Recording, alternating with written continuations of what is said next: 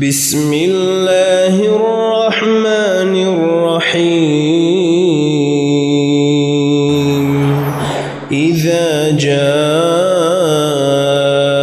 نصر الله والفتح ورأيت الناس يدخلون في دين الله أفواجا فسبح بحمد ربك واستغفره إنه كان توابا.